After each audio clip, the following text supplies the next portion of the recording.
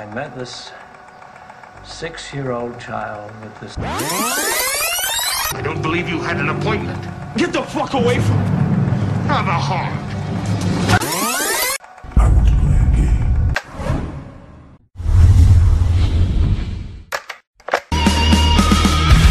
I won't be coming home tonight.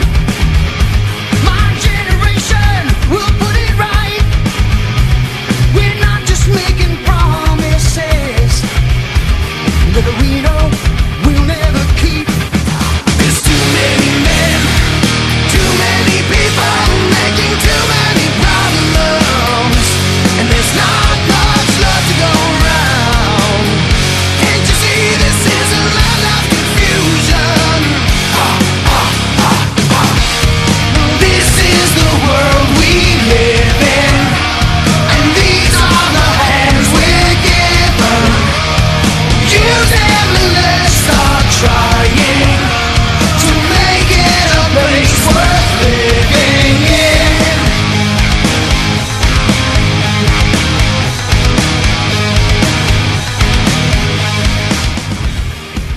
Hey, welcome here at Rabbit and Red. I'm your host, Vincent Paul. I'm joined back with Cole this week, and I'm still... last show I had if you listen, Cole, I have the, keep clearing my throat. Yep. Electronic cigarette. That's why. I forgot you telling me about that. Yeah, I think it's doing more harm to my throat. Than a normal cigarette.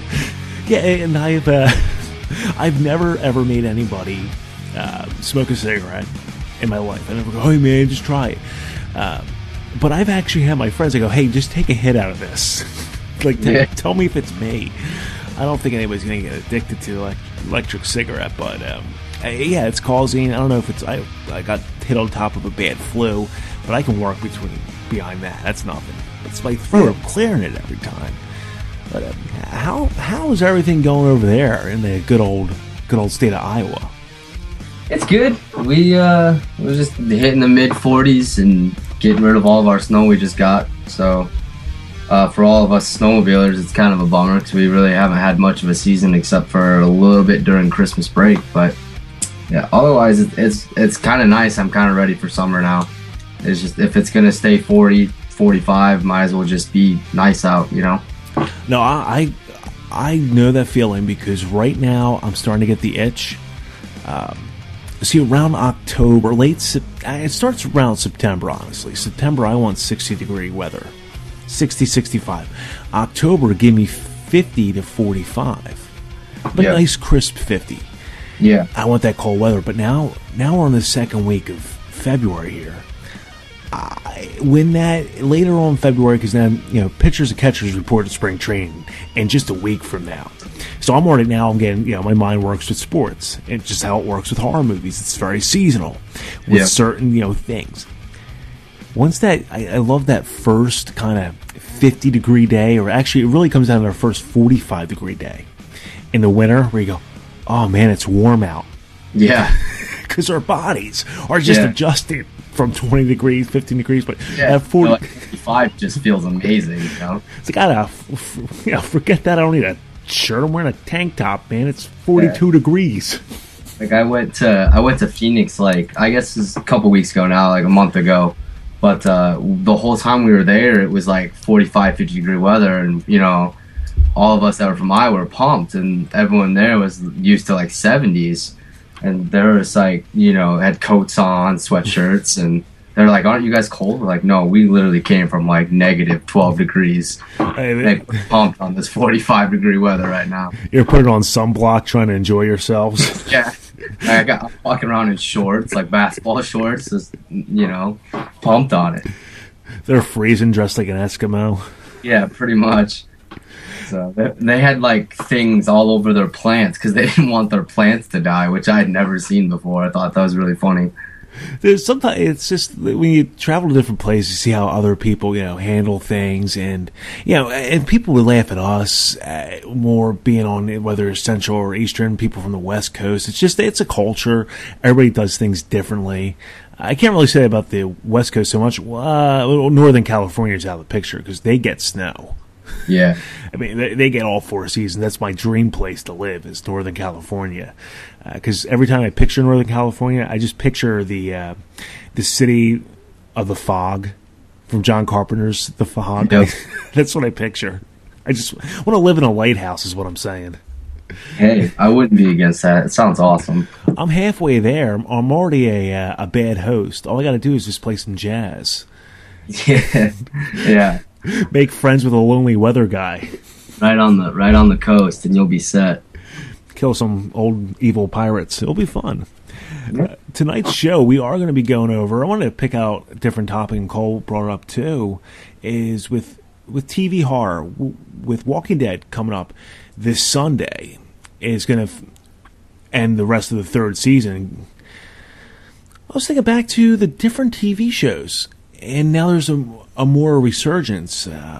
I got through almost all 2 seasons of Walking Dead. I started all because I made mention before, Cole. I never watched The Walking Dead. I watched 1 episode and I go, I'm gonna give this a break. I know I'm not into it right now. And I did that with Dexter, and I love Dexter now. Yeah. That's kind of what I did. I never got into Dexter until like season 5, and so that by then there was all the first 4 seasons and then season 5. So I've been keeping up with it ever since then. But it's kind of nice to jump into a series like that has prior seasons, so it gives you something to do while you're waiting for the next one. And that's what I wanted to do. Now, because there's always that chance I might really love this. So if I start a couple days before the new season, I'm going to come in fresh, and I don't have that big cliffhanger anymore. I'm going to start getting them every week. Yep. But for right now, I'm just going to go right to it. I could imagine, because I watched 24 after it was almost all said and done. I think I started watching, I got all season 6 right before, right as season 7 ended. I could never imagine watching 24 as it happened, because I would be suspense every single week. Yeah. I'm trained to be privileged now and go, it's not on my queue. It's not on my instant queue. I can't just pop in the Blu-ray of it now. I gotta wait. We're getting more and more trained like that. Yeah. We will get into some of the older TV shows, and we're going to go over, it's been a long debate. This is not our invention. This is just something we want to touch upon. The Addams Family versus the Munsters. And I have a solid history of this, and to kind of examine it from a different way, Cole. Because I believe when I read other people's debates on it, I'm not knocking them at all, but their debates have always gone with like, well, Herman Munster is more entertaining than Uncle Fester. And yeah. I get the argument, but there's more to it than just going character base of trying to compare like the versus angle. So there's a lot to get into that with the Addams Family. I'm a big guy with history. I love history. So even taking a step further, I saw what the Addams Family was up against too, back when it debuted in 1964. Yep. And did you know, before we get into all that, the quick little did you know fact with the Addams Family and the Munsters. The Addams Family debuted on September 18th of 64. And the Munsters, that debuted on September 24th, the same year, 1964. So, to go from not really having that kind of a comedy horror show, and it's not really horror, you're just using horrific characters, but making them comical. Yep. You never had any, and then you got 2, just like that. So, we'll get into that in a little bit on the show. I want to start things off with, I have an addiction right now. I've been punishing myself as of late to watch horrifically mesmerizing bad B cinema streaming on my TV. I watched Sand Sharks last week, and a couple days ago, Cole, I watched Two-Headed Shark Attack. You're in like a Shark Week mode, but bad horror shark. I even taken it a step further. I watched Croc, which actually is pretty decent. But I wanted to go with the whole, I'm glad I watched Sand Sharks, and I'm also happy I watched Two-Headed Shark Attack. This is what I learned from it. Sand Sharks is not a bad film because it knows what it is. It's supposed to be a campy B-horror movie, and they got it correct. There's a lot of laughable parts, but the acting was good. There's no overacting. And I say that because I want people out there, if you haven't seen The Boat, here's what you do. If you have 4 hours to do nothing, I want you to watch both films back to back. And I want you to watch Sand Sharks first, then Two-Headed Shark Attack.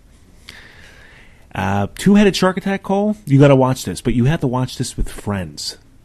Okay. It's a really horrible movie where you're going to need some friends to sit there with you and mock it. Okay. Here's what they share in common besides being sharks. Brooke Hogan plays in both of the movies. Oh, is she really? Yes. In Sand Sharks, she's a doctor. I know. Brooke Hogan's a doctor. Two-Headed Shark Attack, Carmen Electra's a doctor. Even better. But there's a huge difference. And then with Two-Headed Shark Attack, you have the right kind of, like, you have to have the egotistical jerk character that you want to die. But this egotistical jerk character in Sand Sharks, you don't even want him on the screen anymore. You don't even care if he dies. He's that bad of an actor. And they set these people up for just unlikability. You want the whole cast to die. So I want to give you a real quick, under a 2-minute review of the movie. There's a simple synopsis. There's a two-headed shark. There's no explanation for it. You just see it in the water. There's no explanation. So there's a group of college students. I'm taking it they're college students because they look like to be in their late 30s, most of these people. So Obviously still in college then. Yeah, they're just very late bloomers. Yeah. So they're on a boat. The boat that's going to take them to another place to study breaks down, and they have to fix it. So the captain comes out and fixes it, tries to weld it together. Well, the shark eats her. So they see this little. They don't know she's dead at this point, but they see this little, not an island. It's a proper name for it, a loft. It looks like an island, very small place. So that's where the students go, and they walk around until the boat is being fixed.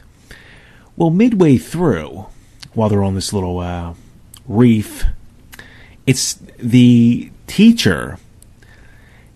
There's an earthquake. Teacher looks like he just stubs his leg, like just falls down, has a bruise. And it's Charlie O'Connell, which is the other O'Connell. Yeah, the other brother. Horrible job in this film. Oh my God! So he it looks like he just like fell and brushed up against his cab, and there's a cut. But he's overselling this as if he broke his tibia. So Carmen Electra and him go back to the ship so she can patch him up. As they're on the ship, they see the reef start to sink a little bit. They're going, oh my God, because of all these tremors and aftershocks that are taking place.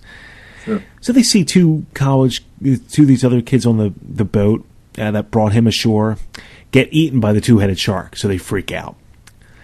Then the rest of the students, half of them say, hey, let's just go back to the boat. They have a stupid boat race. So the teacher's trying to warn them, along with the doctor, don't come to the boat because they know there's a shark. So one boat gets taken out, kids get eaten. So we go back to the reef, we see the other students who survived. And what do you know? You see the doctor and the teacher again. Carmen Electra and O'Connell go to the sinking reef. Which, right there, I'm done. Right. I'm done. Why would you go back there?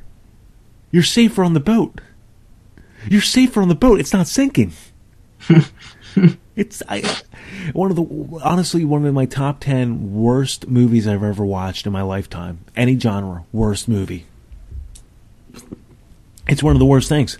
It's not even the good bad movie like Cecil and I were talking about on our last show. This is not constitutes. That was one of them. Because sometimes people take movie making way too seriously, and this is one of those where they thought what they were doing was good, and at that point, it's not even funny anymore. Right. This is one you got to watch, though, Cole. I'm telling you, watch it with friends. It's the only way to survive this film. I'll have to put that in the queue and see if I can't get some friends to watch it. My problem is I don't have many friends in Iowa that are into horror movies even at all. Like, so if I'm going to see a film even in theaters, I'm 9 times out of 10 going by myself. So. I see, and for this one, you don't have to have friends that like horror, because this is not even a horror movie. Classify this as a comedy. They'll get the idea about 4 minutes in. They'll go, oh my god, this is really a shitty comedy, but it's funny. It's unintentionally the funniest film you can watch. It's just disappointed I wasted my time with it, and I just want to tell everybody out there, if you do have the 4 hours to waste, watch them both back to back, but you have to start with Sand Sharks first. It really makes you appreciate that movie. I'm not saying Sand Sharks is good, but it knows what it is, and it makes the best of it. I like films that are like that too, that like, it's trying to be bad, or like, it's trying to be campy. And that's what Sand Sharks is, because when you have a title Sand Sharks, you're going, okay, we kind of know here. Yeah, exactly. And they missed the point with Two-Headed Shark Attack on that one. Yeah. Even I remember when Anaconda came out, like, I didn't take that movie seriously, and it ended up being actually a decent film. Not great, but... I'm still on the fence with that one. I don't know what it is. I don't hate it by any stretch of the imagination. I'm not in love with it. Yeah. And this is when I know if I don't truly like a film. If I'm bored and it's on and I don't lock it down, I don't really like it. I think some of us all have that movie where there's a couple we might have where if it's on cable, we gotta watch it. Halloween is mine, and the other one, I don't know if this will surprise anybody. Maybe Point Break. Really? I love that film. I'll put it to you this way. About a year ago, almost a year ago, I had a early meeting for work. I'm talking, I had to be up at 5, out the door at 7, and then at my location at 7:45. So it's around 9:02 at night. I'm ready to go to bed, so I do a couple flip arounds before I go to bed.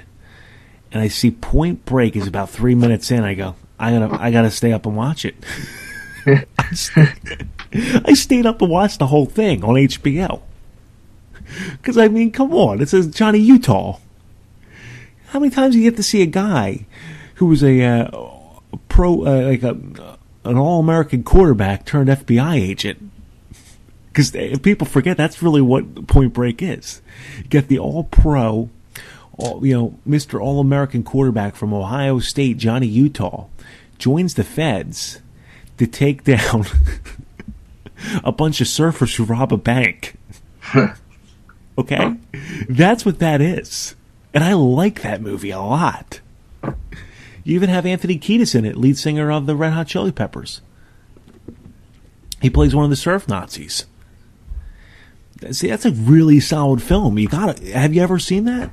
I don't think I've ever seen it. You gotta watch it. I know I've heard of it, but I don't think I've actually ever seen that. Oh, you gotta watch it. I was trying to sit here and think of the film. I'm like, God, it sounds so familiar, but that's Point Break. Point Break's and you also got Gary Busey in it. Wow. It's from 1991, and I think this was Keanu Reeves' follow-up to Bill and Ted's Excellent Adventure 2. So it was a better movie than Bill and Ted's Excellent Adventure 2. But yeah, and it's one of those movies when it's on, I go, I gotta watch this thing. I have to watch it. Yeah. Did you watch last week for the Halloween marathon they had on AMC? Did you watch the whole thing, or did you just watch Halloween? I watched Halloween 1, and I know it goes. AMC does this little jump thing. They go Halloween. Sometimes they do this. They go Halloween, Halloween 5, then Halloween 4. I've seen them do that. Yeah, and that's what I texted you about, asking if they did that, because I jumped in really late to to marathon. So I believe this time around they did Halloween 4, then Halloween 5. and then Halloween 6, and then Halloween Resurrection was what they ended it with. And I don't get that. Could you imagine? Yeah, I don't get that either because, well, for one, you're missing 2, which is, a great film in itself. and it's a nice, continuation of the first. Yeah, of the first one. And then, you play 4 and 5, fine, but then why play 6, which really has nothing to do with any of them? And then why Resurrection, the ending one? Like, why? Why not play H2O? Well, 4, 5, and 6 can flow pretty well with one another. It's the main problem is I view it this way, and I sound like a concerned parent when I say this. Could you imagine that 11-year-old who likes horror and might have watched maybe a couple horror movies, but has never seen Halloween? So that little 11-year-old kid is in his room and he sees Halloween's on, and he's watching it on AMC, and he goes, "I really like this movie. Oh, there's another one, but it's the 4th one." Yeah. Then he watches the 4th one and he goes, "I don't like this anymore." I'm not saying Halloween 4 is bad. Then he watches the 5th and he goes, "This is really shitty." Yeah. You're going to get an improper education there. Yeah. It's okay to watch Halloween, the original, on AMC.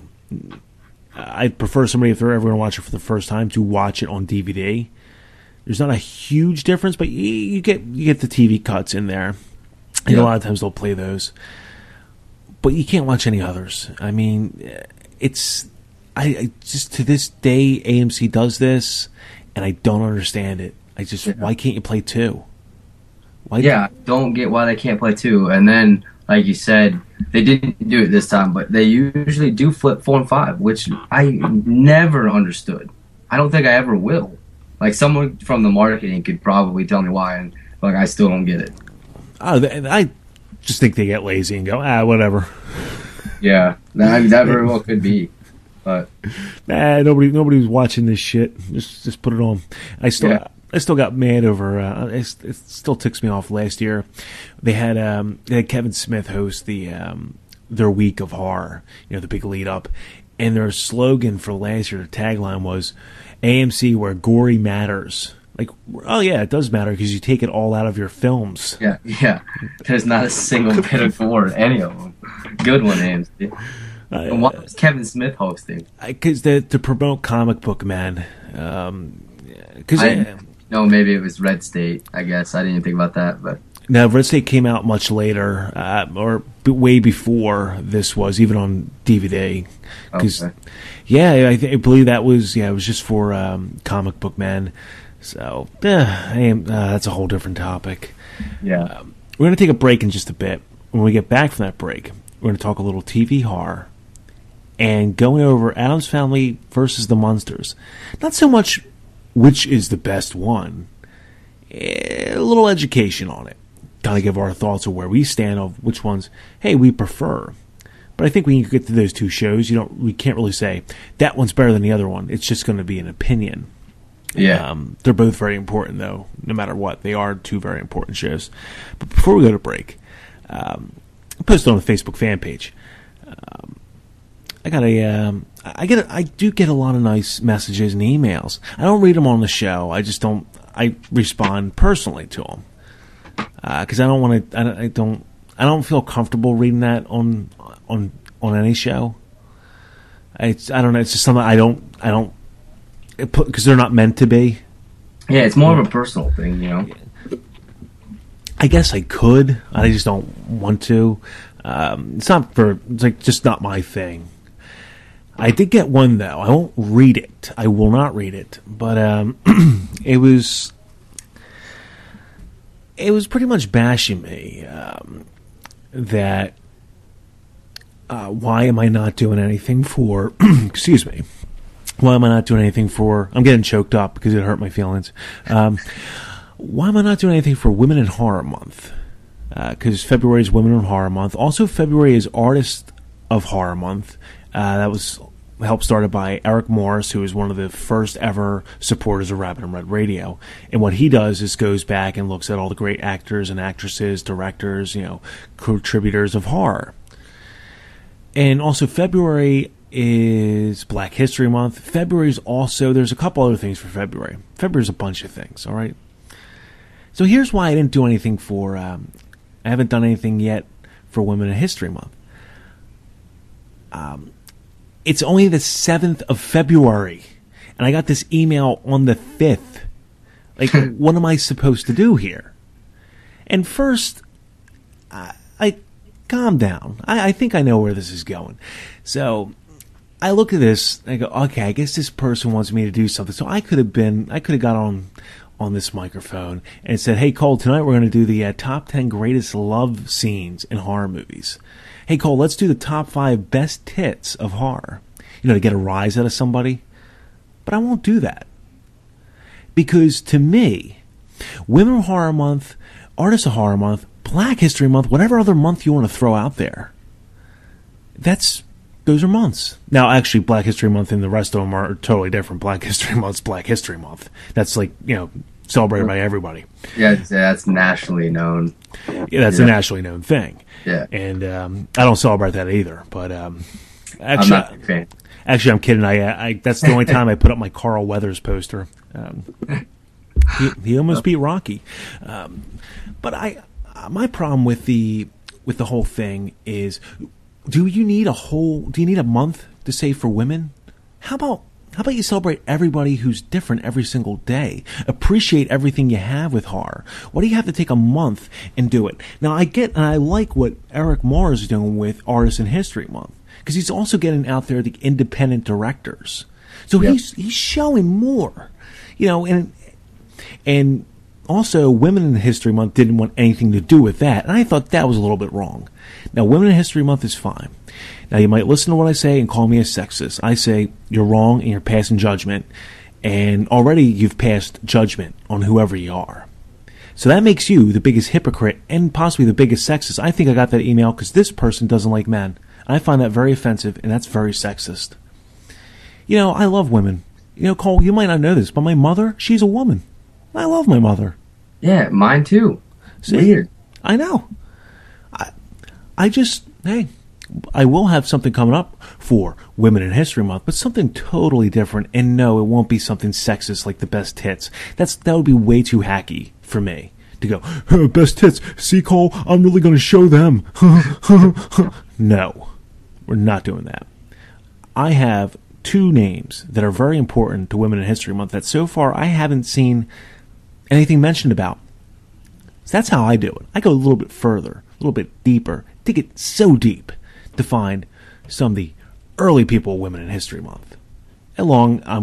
Next show I'm going to celebrate the Artists in History Month and why that's important, and not just so much what everybody else is focusing on, but in a different way.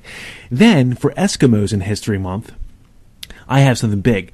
And next month for Little People in Horror History Month, Cole, oh my God, we are going to celebrate the filmography of Vern Troyer.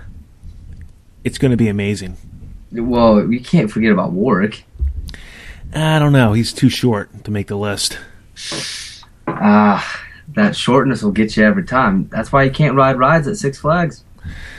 Well, they can sure sneak in though. So it's the double-edged sword. Like I can get him for free, but I can't get him on rides. Well, I don't even know, but is there a Men of Horror History Month? Do we have one of those? Actually, I created the White Men of Horror Month. It runs. It actually runs March to January. Oh, okay. Yeah. Okay. Somebody found that offensive. I don't know. I don't like when people say, and I'm somebody, I don't get offended. I only get offended at this because I just don't find it funny. When people they'll say this, hey, where's White People History Month? I'm like, it's President's Day. Yeah. Like it's, George Washington's birthday. I just wish there was I get sick and tired of these pinpointing bias where we have to look at race, gender, creed. It really bothers me. The only time I'm going to pass judgment is when I watch a horror film. That's when I can pass judgment.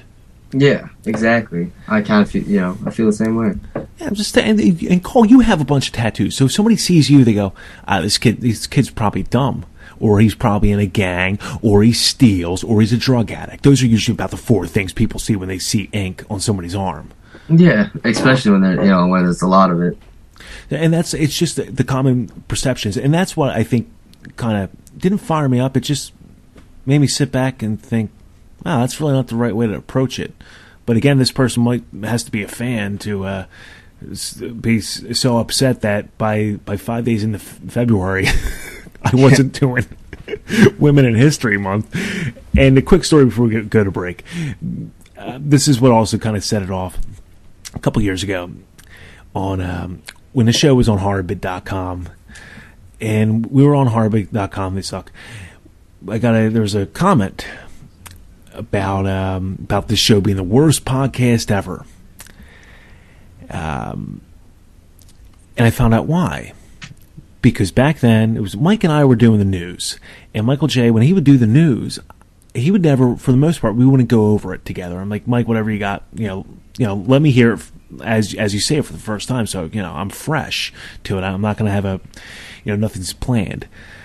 So Mike's doing the news. I think about the fourth story, and this is about 2 hours, 15 minutes into the show, because it was a big show. We had Danielle Harris on and Tony Todd. They were promoting Hatchet 2. And so Mike says, Vince, did you know it's Women in Horror Month? I go, what? No, I didn't. It's a made-up day. Isn't it Black History Month? He goes, no, it's Women in Horror Month. I go, that's stupid. What's next? That's all it was. That's how that comment came about. And I thought that was really funny because they had to listen to about 2 hours, 15 minutes for a shitty podcast or whatever they said it was to think, oh, this podcast sucks. This sucks so bad. That's a long time to be listening to a shitty podcast that you apparently don't enjoy.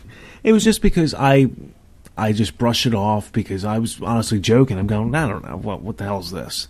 But that's my personality. That's my humor. So, Women in Horror Month, whatever it is, hey, as long as it makes everybody happy and there's people informed, that's how I view it. Just like there's so many different shows out there, you listen to what you like, and some you're going to connect to.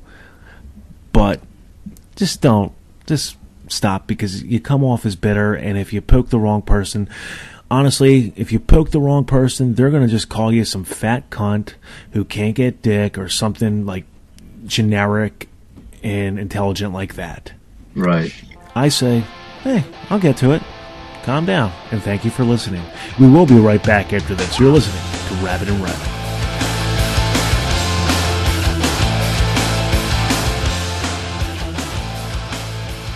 The night of the formal is finally here. For Chris, Cindy, and JC. It's going to be the best night of their lives. But tonight is also the night of the creeps. From a world unknown comes a nightmare unimagined. First, they are under you, around you, on you, and then inside you. You get in through your mouth, and you walk around while they incubate, even if you're dead. They are a new breed of terror. Wait! They are a different kind of horror. Zombies, exploding heads, creepy crawlies. We could have a little problem. The creeps are taking over. Oh, I got good news and bad news, girls. The good news is your dates are here. What's the bad news? They're dead. You have never had a night like this. Night of the creeps. If you scream, you're dead.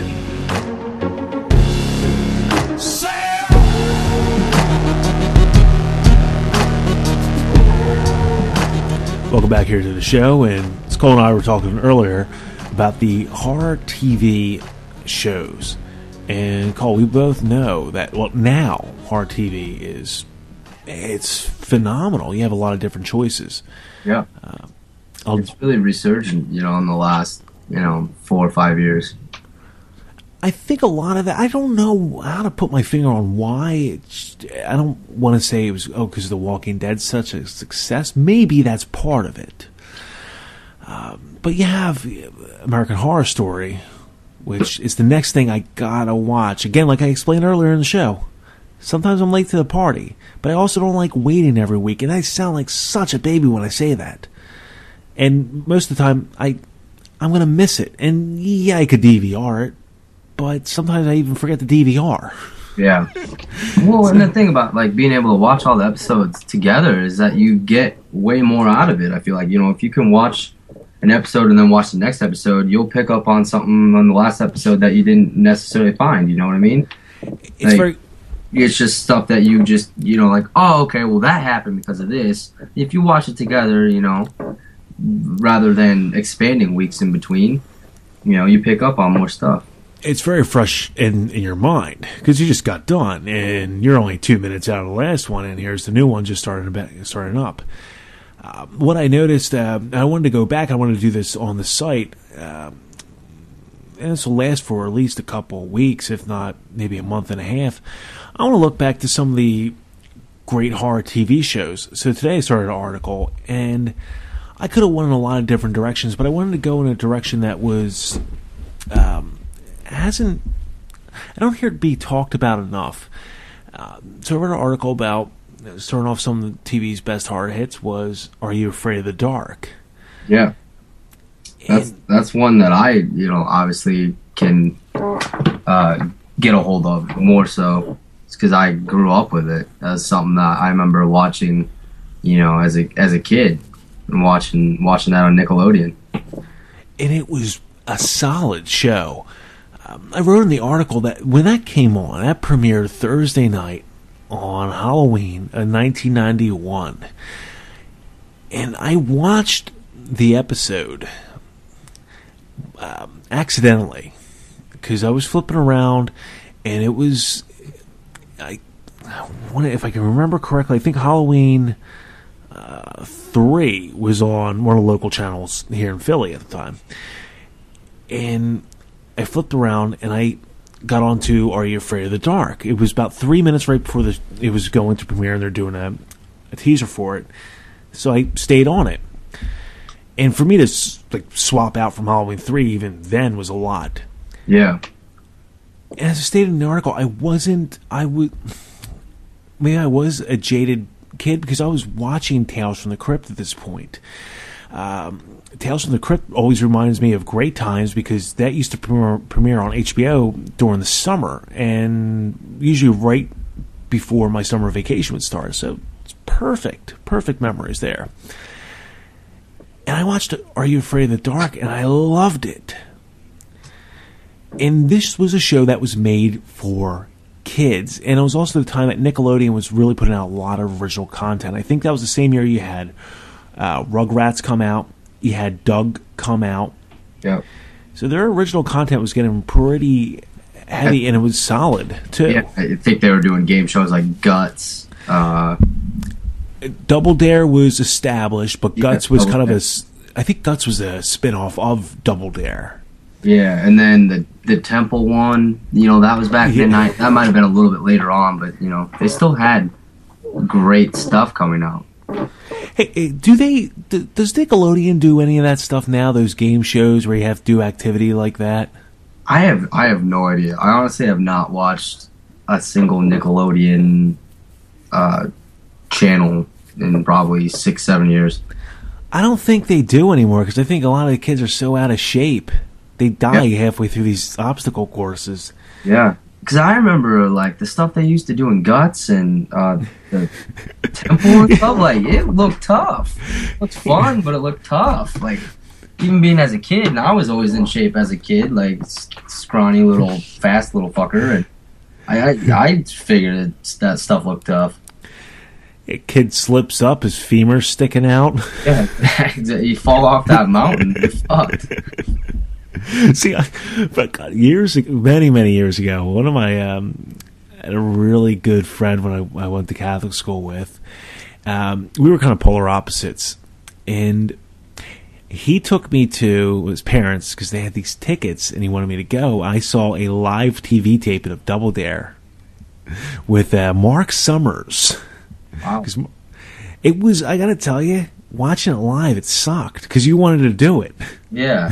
Especially you're 10 years old. You're going, wait, we just watch them? I thought we could compete. I thought like afterward. I'm thinking afterwards, like, okay, come on, guys. I never understood like how they pick the kids to. I still don't today. Like how they pick the kids to like compete in that stuff.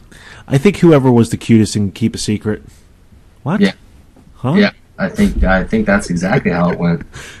But the thing about Nickelodeon though was that I was much like you, where I was watching very much more mature horror than what I should be, you know, as a little kid.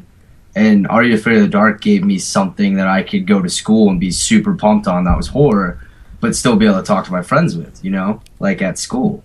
Like, oh, did you watch the newest Are You Afraid of the Dark? You know, what did you think about it? And it was always like, you know, as we were lined up outside to go inside for school, like the next day. And what was I feel important to this is I stated that maybe this was probably some of the kids' first time seeing anything that was, you know, decent horror, because maybe they grew up in a home where R-rated movies were frowned upon. You couldn't watch them.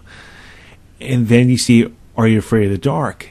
And also, this was the time, 92 is really when it blew up, and I still remember this in grade school, and I can't stand this guy, is R.L. Stein, came out with his Goosebumps series. I'm surprised you don't like that, because I enjoyed Goosebumps. I mean, that was just because I grew up reading them too, but I enjoyed watching them too. It was a short-lived series. That Goosebumps. Now, Are You Afraid of the Dark? That lasted 91 to 96.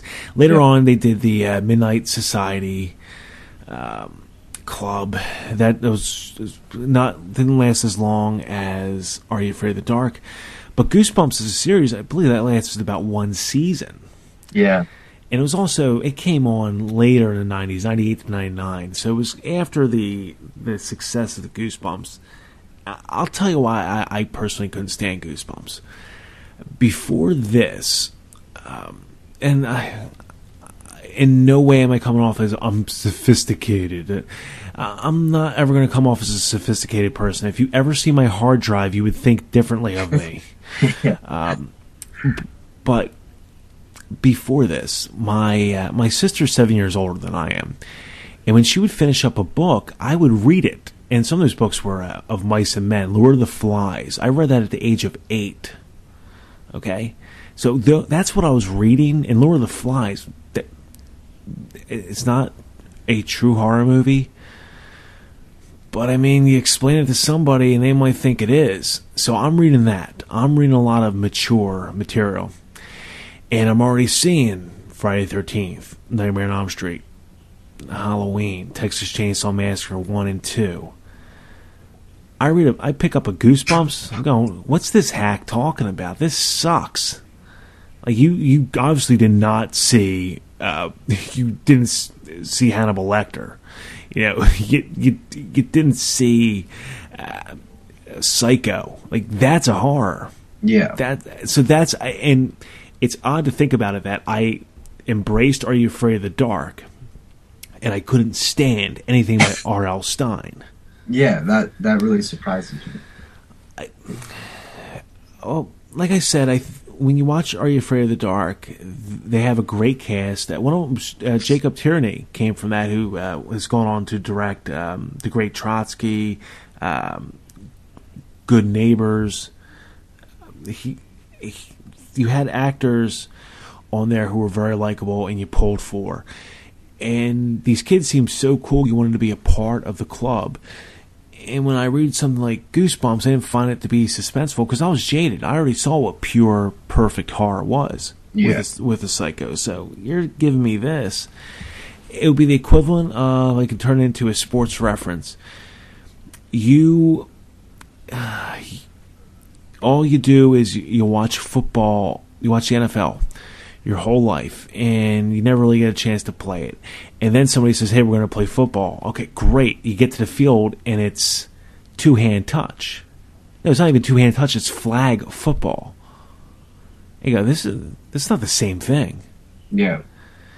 So it's, to me, that's why I didn't ever like R.L. Stein. or his ugly, stupid face. Just Google R.L. Stine images. You'll see what I'm talking about. He has the same dumb, stupid look on his face. It's the same. He should have been a lawyer. If you look at his face, he looks like a divorce attorney. Like, I think that's what he should have been. I remember doing in school. I did an autobiography, or not autobiography, but a biography on R.L. Stine, only because the runner-up, R.L. Stine was a runner-up. My first choice was Stephen King, and they told me that I was too young to even know who Stephen King was. So I had to do my biography on R.L. Stine. So, what a horrific educational system. Yeah, I know, right? I mean, I was like 4th, 5th grade or something, and we had to do a biography on someone that was famous. And of course, I, by that time, was reading, Stephen King, not really understanding a whole lot of it, but, I got the concept of it, and I still read, like Cujo and The Shining and whatnot, and Carrie. And, they told me that I should not even know who Stephen King was. I was too young. So I had to do mine on R.L. Stine. It's not as if you went up to them and said, I want to do my autobiography on Adolf Hitler. Because I can really get behind some of his views. Or you didn't go up to him and say, I want to do my autobiography on Amistad because I respect a fellow African-American who sells out his own people. You didn't do anything like that. Like that Mussolini guy, he really had a way with words, didn't he? Yeah. I'm really, really big into Ted Bundy. Like I really liked his criminal past. They got the biography on him. People say I'm good looking. People say I'm good looking. I'm charming, and you know what? I'm really into necrophilia. Yeah. I'm just into it. I think skinning a deer is a lot like skinning a human, but I'm gonna throw that in my biography though. I once had because I bring this up because Ted Bundy. It's about Ted Bundy. I'm known. I never talk about politics. I really can't stand both sides, and I'm pretty much in the middle.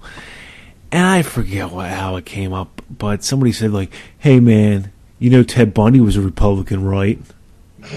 I go, "Really? Did you know Martin Luther King was too?" Yeah. They go, "What? Yeah, Abraham Lincoln was as well." Yeah. That's fun. And the response was, "No, it wasn't." Like, yes, they were, and no, it wasn't. Wouldn't be a proper response, you tight jean wearing motherfucker. Yeah. I'm sorry, unless you have a perfect ass and you're a woman, you should be wearing skinny jeans. That is the statement for this show. That's the public announcement. Moving on with the TV shows.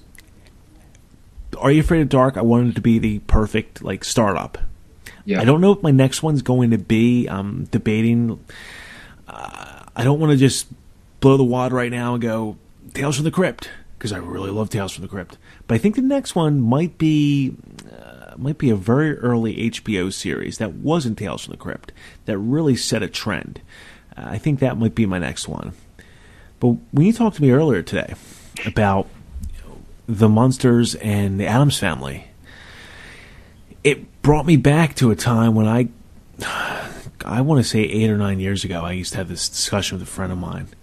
And we talked about how they were at the same time. They came out at the same exact time, which is odd. Yeah.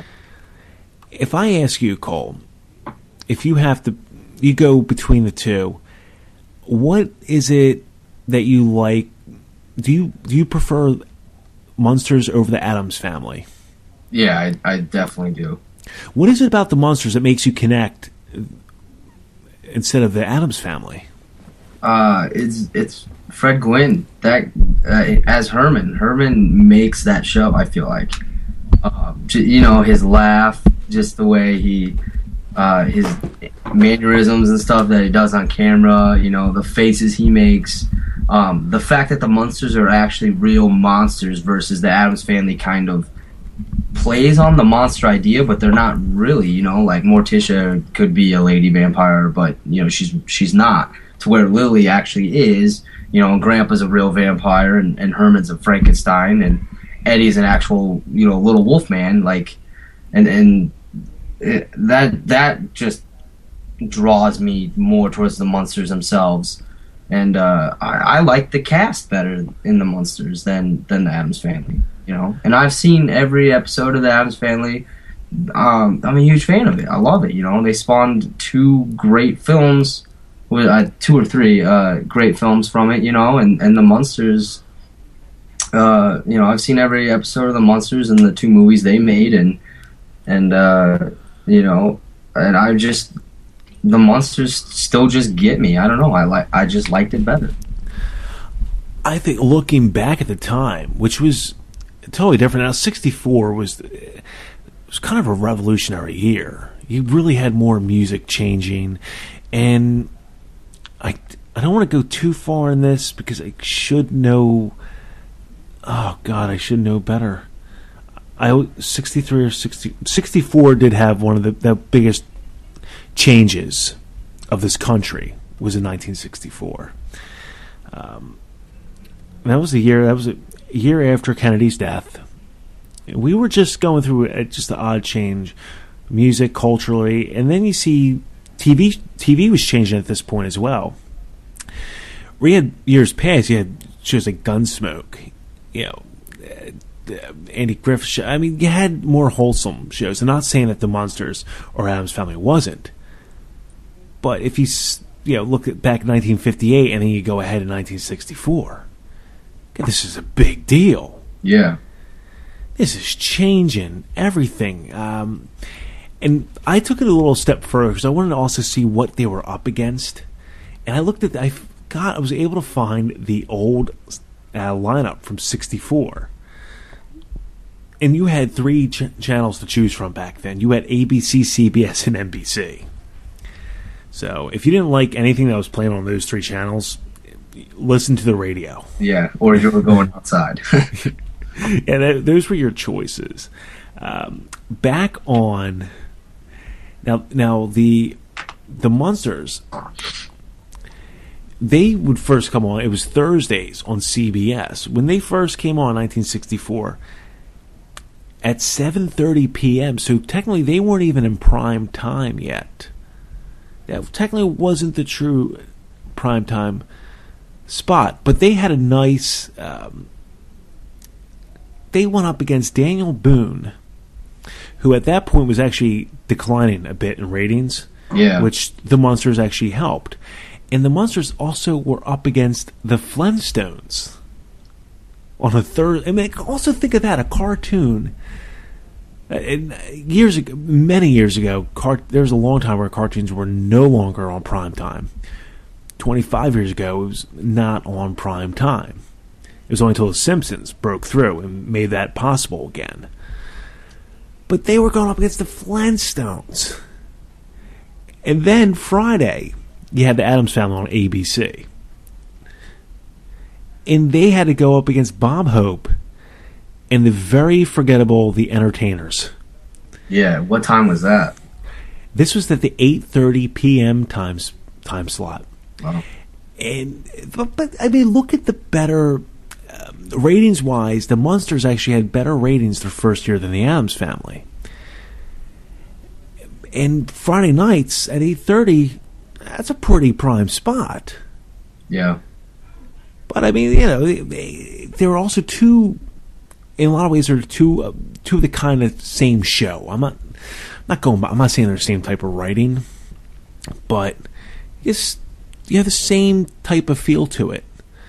And I know you may know this with the Munsters. They filmed the pilot that was originally in color. Yep. It was rejected. Yeah, they switched it to black and white because it was too scary.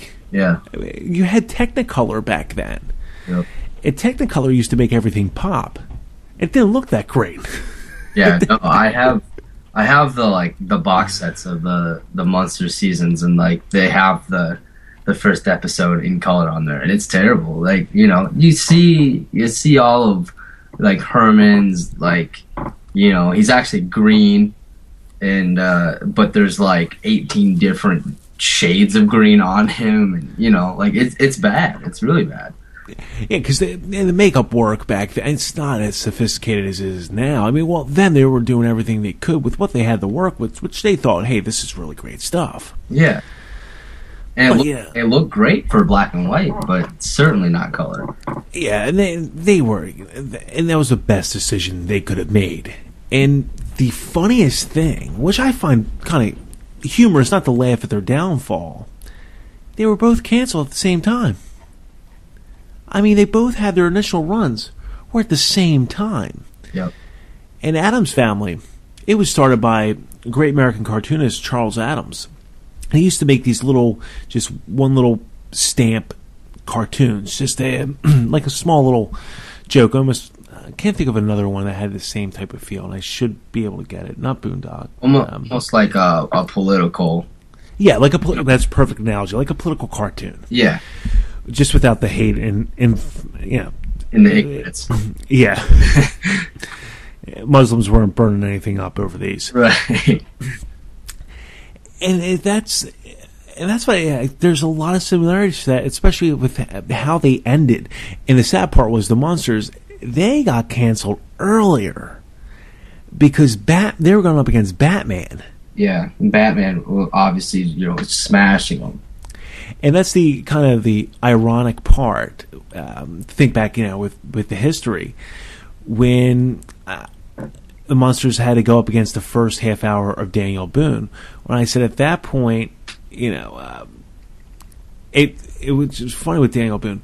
It started off kind of slow, and then it was only later before it got canceled it picked up ahead of steam. Yeah, I never understood that because it's usually the other way around. And then just canceled off, but then they were taken out by. It's just because of a simple little scheduling move. Batman takes them out. And then you see how it is going on later, where later we saw a lot of different, not spin-offs, but different attempts to bring back the Addams Family and the Monsters. You didn't know this one, but you had the Monsters Today. It was, I didn't mind it. I kind of liked it. It's a guilty pleasure. But it's a forgettable TV attempt. From 1988 to 91. Yeah. And there's one. This was going back and just looking. I wanted to look all this up because to refresh my memory. The Monsters Today, I hardly watched it when it was on live. So I used to catch it over the summer in reruns.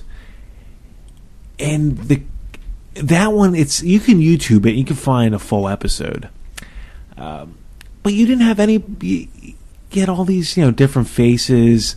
It wasn't. Nothing was the same. Nothing. You couldn't connect with these, and that's why I love for you to watch this one, because even Herman Munster, you're going, what do they do to him? It's bad. You have to YouTube it. I will definitely look into it. I remember reading something about it, but I've never seen an episode. So. For somebody who's a fan, and I know you're a fan because not everybody would get a tattoo of Herman Munster. It's true. On their butt. A huge portrait of him on my thigh, but I'll also name my English Bulldog after Herman Munster. How does a woman give you oral? Looking at that, that's what I gotta know. How does that happen? Well, I mean, on my other thigh, I have Ricky from the Trailer Park Boys smoking a cigarette. So, I mean, you pick or choose. You got Herman or Ricky. Which side you want to go on? Yeah, you should have got rid of the Ricky tattoo from the Trailer Park Boys. Why don't you just get a picture of my face? Take it a step further. I'm an attractive guy. Women go, hey, I should be blowing him. That's really all I want. You looked at all these different takes, and with the Monsters coming back from trying their TV attempt, it got about 3 seasons out of it. But it was really the Addams Family with their 2 big hit movies, but especially the first Addams Family. Yeah, those are great films. Those are wonderful films. And I think their biggest deal with the movies was that they literally just nailed the characters in those movies. And not only the timing, I don't think the timing was right. Maybe you could have put this at any time as long as you had the right characters. Yeah, I think that's the biggest thing that went well for those movies. They're just phenomenal characters. And not only do you have the right characters, you have the right actors to play those people. Yeah. Raul Julia, who unfortunately sometimes people remember him more for the bad attempt with Street Fighter. I don't. I remember him as actually a solid actor, and then to really make me laugh with the Addams Family movies. It's because he died young. He did. It was a sudden death. And you had a Christopher Lloyd. Yep. I mean, that was great casting. The first Addams Family I can watch all the time. I think, isn't the second one that MC Hammer? That's where his theme song comes in. Or was it the first one? I don't remember. The second one is where Fester gets married, right? To that crazy lady. Yeah. Yes. I try not to associate MC Hammer with the Addams Family because you shouldn't. You should never associate MC Hammer with anything in your life, but... Well, I still associate Vanilla Ice with Ninja Turtles, too. But I feel like that's acceptable, though, because... Oh, no, it's not. Because Go Ninja Go was a great song. It was a great night hit. I got to post up on the site. You should check out Cecil's review of Teenage Mutant Ninja Turtles 2. And it points out a lot of great stuff within that film. And how tame it was after the first one. First Teenage Mutant Ninja Turtles. Whew. That got a bad reputation because they thought it was too violent. The parents thought it was violent. Yeah. They're ninjas. Yeah, they have to fight people.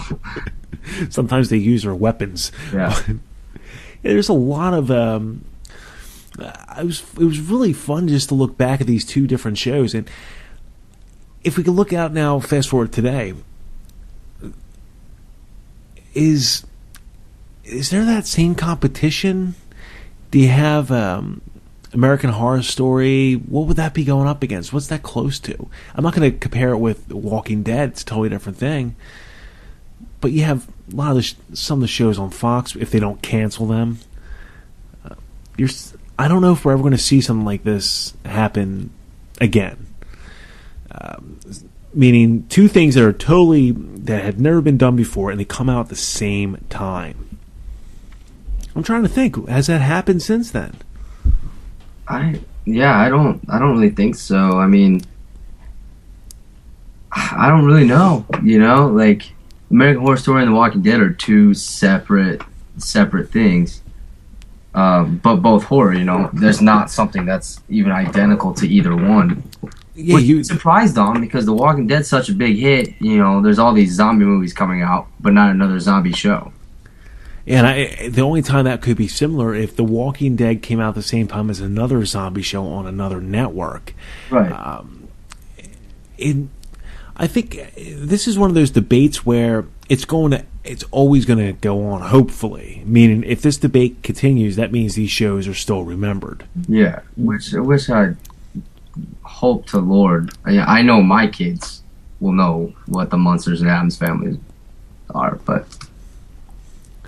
It's sometimes I know when later on to watch. I still remember the cartoons. I never fully watched anything from the 70s. I never got a chance to really see those. I do remember the short-lived animated series of the early 90s after the movie. And they tried again. There's one point they tried the new Addams Family. It just didn't take off as the original. Yeah. And both of them were short-lived. Both the Munsters and the Addams Family were short-lived shows that actually lived on more than some of these other shows that did 10 years. Yeah. And forgot about it after they went off. So, well, and the thing about the Addams Family and the Munsters, when they're doing it back in the 60s, they shot, 38 episodes in one season, technically? That was another thing to think about, all those episodes. But you also didn't have a bunch of shows either. So if you had if they committed to you were doing a lot of episodes to fill up all that time all that time space, the season. Yeah. And I mean, one of the other thing people forget with the Monsters, that's easy to forget unless you're a fan of it and you watch it a lot to remember this. There's a famous theatrical actress. She does almost all Broadway. It's Beverly Owen. She played the first Marilyn of the Monsters, and she was later replaced by Pat Priest. But, you know, she left because she disliked her role. Yep. She didn't like the show. But Pat Priest looked, you know, almost identical to. Like, if you didn't know that, you would have no idea that they switched. Yeah, and that's one of the things I still laugh at with the Monsters was always calling Marilyn ugly or plain, because she was the normal one of the family, which that's such a great, like, in the '60s, who thinks of that? You know, it was good writing. There's a lot of I just don't know there's nothing to not like, I think, for both of them. And I'm not going soft because I'm not trying not to have a hard opinion for the hell of it. This is my honest opinion. I truly like both of them. Yeah, like I said, I do too. I'm just a bigger fan of the Monsters because it was something that I grew up on. It was, you know, something that was in my dad's era, and that's what he watched, so I would watch the episodes with him, to where the Addams Family was something I had to get into more myself, which I still love. I mean, like I said, I love both of them. They're amazing, but I have a hard liking for the Monsters. And that's understandable. I like the Monsters too. There's one question, though. Like I said, I'm not going to do the versus of the characters. That's tougher to do. There's one I think you can give an honest opinion without being biased. Which out of these two shows had the better theme song? Yeah, that's a good question. I think I would have to give it to the Monsters. Oh, because it take, like, every time I hear it, I get pumped, and every time I hear the Addams Family, you know, you always do the snaps. I think the Addams Family has the best theme song out of the two. You got lyrics, easy to sing along lyrics. It's catchy. But, like, I don't know. Every time I hear the dun dun dun dun dun dun dun, like, I get pumped. I don't know. I can always see Herman driving up in his car, and I don't know. That's just. Hey, that's your choice. That's what you like. That Addams Family, man. Wow, I love that theme song. Yeah, it's a great theme song. That's top 25 all time TV themes, I think. Yeah, I would definitely put it there. I mean, like, if you were to take, you know, the casual TV series fan and give them the Monsters and the Addams Family, they'd probably be able to say the Addams Family over the Monsters. I think because anything that has the lyrics and it's catchy. I'm not saying the Monsters is a horrible theme. I'm not saying that at all, because it's not. It's just if you got to pit the two up against each other and you go around and ask 25, 30 people. Yeah, they're going to go the Addams Family over the Monsters. I think really what it would come down to, even if you go up to a certain group of people and you play both and you go, okay, do you know which one this is from? I think a lot of people would automatically hit the Addams Family over the Monsters. And I think, again, with the lyrics and the catchiness. Yeah. But yeah, like that was Addams Family versus the Monsters is one of those. I don't think there's an honest. This is going to be it's your opinion. There's something that's very tough to ever break down and say, oh, well, here's why this show did better than that show in the initial run. They were both extremely popular, and you had memorable characters, and you took a situation that was never done before. Like I said, you had two similarities, yet they were completely different, if that ever makes sense. That's what they did. And it was a totally different time, and I would love to see something like this happen again. I'm not saying, Mockingbird Lane, that was just kind of a travesty of what happened there. We will never know. It's true, because I enjoyed it. Like, I enjoyed what they did with it. So I'm kind of bummed they didn't continue on with it. Well, sometimes all it takes is we saw it with shows like The Family Guy. where, well, that was more DVD sales. I don't think anything like that with Mockingbird Lady is going to happen. But if enough people protest, or maybe it finds its way, like I typed out earlier, maybe it finds its way to streaming media. Yeah. Because that's the way things are going to slowly go to something that, hey, if it doesn't get picked up by the president of NBC, it falls on somebody else's desks. So that's the next wave. It's the, if it doesn't hit TV, it doesn't hit cable, it'll be on your streaming media box. Yeah. And that's exactly how, even movies are going now. Well, especially the ones that don't even deserve the theater. Yeah. Like, double-headed sharks? Or two-headed sharks, whatever it was called. And I think they paid Netflix, I think, $50 million to put that on there. I'm waiting for the day, and it's going to happen. I know it's going to, even if you pay, it's going to happen probably. We see it with Crackle, which is a free service. So if you have a streaming media player, you can get Crackle for free. They'll play ads on there. I don't complain because it's free. I don't pay for it. Yeah, Crackle's free.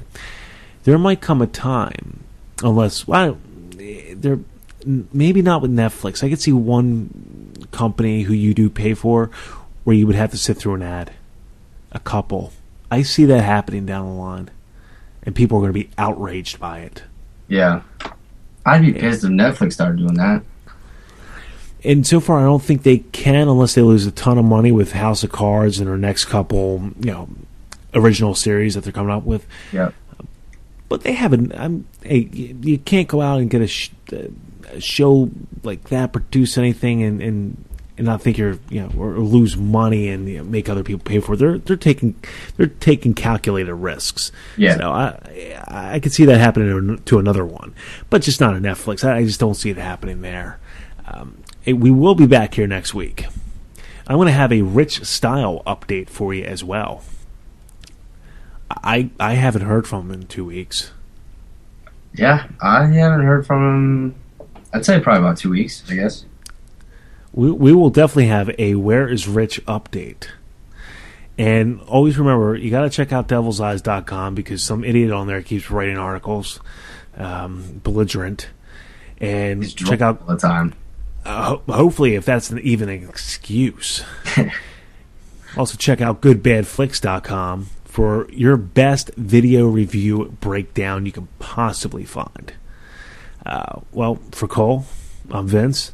Hey, all those on the East Coast going to be affected by the storm. Stay indoors. Stay safe. Yeah, don't drive anywhere. Yeah, there's no reason to go out. If you have to get anything, you get it the night before. Just don't be stupid, you moron. Yeah. I saw Dan Chase's status, and it seems like he's got everything he needs to ride that storm out. So, Dan, I'm happy for him. He's ecstatic because once he knows something white's going to hit the ground. I mean, he's excited for it. But I got to explain to him it's just snow. Yeah. But he still doesn't know the difference. Yeah. Well, as long as he goes outside and plays in it with a coat on, we don't need him getting sick. And then later, with a bar of soap as he, all wets down, kills two birds with one stone is what I'm saying. And be on the lookout for the Morbidly Made, Episode 3, coming your way to thedevilseyes.com. Well, Cole, it's been fun. We will be here next week. Take care, everyone. Remember, stay indoors, don't drink and drive, don't text and drive. Remember to text your ex while drunk. Take care.